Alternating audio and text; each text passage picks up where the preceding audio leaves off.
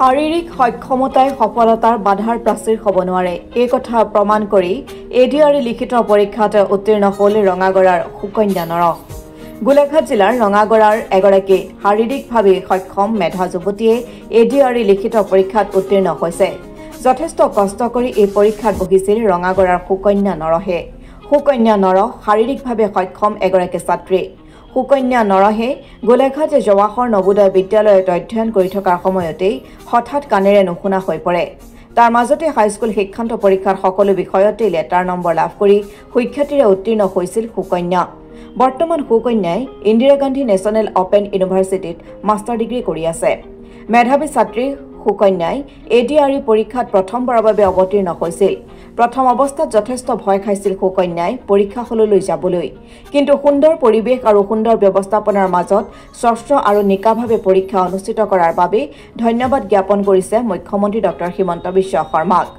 আগলৈও যাতে স্বচ্ছ আৰু নিকাভাৱে পৰীক্ষা অনুষ্ঠিত কৰে তাৰ বাবে অনুৰোধ জনাইছে হিমন্ত মামাক। কাকো এটকাও পইচা ঘোষ নিদিয়াকৈ সকলো শ্ৰেণীৰ ছাত্ৰ ছাত্ৰীয়ে সংস্থাপন পাবলৈ সক্ষম হৈছে। এটা সময়ত পইচা নহলে চাকৰি নাপায়। মুখ্যমন্ত্ৰী ডঃ হিমন্ত বিশ্ব শৰ্মাৰ চৰকাৰৰ দিনত যোগ্যতা থাকিলে চাকৰি পাবই, সেই বিশ্বাস জন্মি উঠিছে প্ৰত্যেকৰে মনত। সুকন্যাৰ মাতৃয়ে পৰিয়ালবৰ্গই কৃতজ্ঞতাৰে উপচাই পেলাইছে মুখ্যমন্ত্ৰী ডঃ হিমন্ত বিশ্ব শৰ্মাক।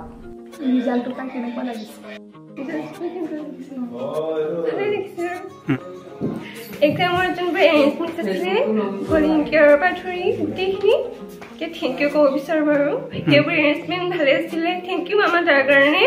একো প্ৰব্লেম নহ'ল এক্সাম দিওঁতে। পঢ়াৰ কাৰণে মানে যোনটো হেবিট আছিলে সেইটো মোৰ JNPৰ পৰাই আছিলে। যেতিয়া মানে যোনটো টাইমতে মোৰ লাগে কি মোৰ এতিয়া পঢ়িব মন গৈছে সেইটো টাইমতে পঢ়োঁ। তেনেকৈ এটা স্কেডুল আছিলে আৰু ৰাতি সেইটো 3টা বজাতো হ'ব পাৰে বা 12টাতো হ'ব পাৰে, সেইটো ক'ব নোৱাৰোঁ। যেতিয়া মোৰ মনটো যায় তেতিয়া পঢ়োঁ। তেনেকৈ মানে মোৰ জল্দি মানে বুজি পাওঁ মানে আৰু সোনকালে মানে হয় বুজাটো। সেইটো হেবিট মোৰ আগৰ হোষ্টেলৰ পৰাই আছে মানে। সেইটো কাৰণে চবচে ইম্পৰ্টেণ্টটো চেল্ফ ষ্টাডি হয়। মানে যিমানে যোনে মানে নপঢ়াওক কিয় আই থিংক মানে চেল্ফ ষ্টাডিটো মানে চবচে বেষ্ট আৰু। যদি মানে নিজে যদি চেল্ফ ষ্টাডি কৰি পঢ়িব পাৰে ন তেতিয়া মানে আৰু ভাল আৰু। আৰু টেকন'লজিবোৰ আছে, গুগল, ইউটিউব আৰু ChatGPT সেইবোৰ আছে, সেইবোৰে মানে হেল্প কৰে। ছোৱালীৰ ৰিজাল্ট যেতিয়া আজি আহিছে তেতিয়াৰ পৰা আমাৰ মনটো বহুত সুখেৰে ভৰা, ক'ব নোৱাৰিছোঁ আমি। এতিয়া মানে ছোৱালীজনী যেনেকৈ পঢ়িছিলে মই ভাবিছিলোঁ তাই যিটো পঢ়াৰ মেথড তাৰমানে নিশ্চয় কিবা এটা তাইৰ ফল দেখুৱাব পাৰিব, তাইৰ ওপৰত মোৰ বিশ্বাস আছিলে।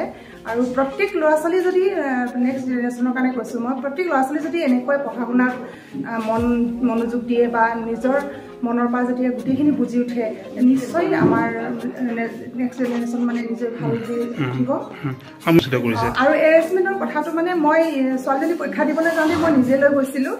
আৰু যি পৰীক্ষা কেন্দ্ৰত মানে আমি বহুত দূৰতে পেৰেণ্টছক থাকিব দিছিলে, তাৰপিছত কেণ্ডিডেটক লৈ গৈছিলে।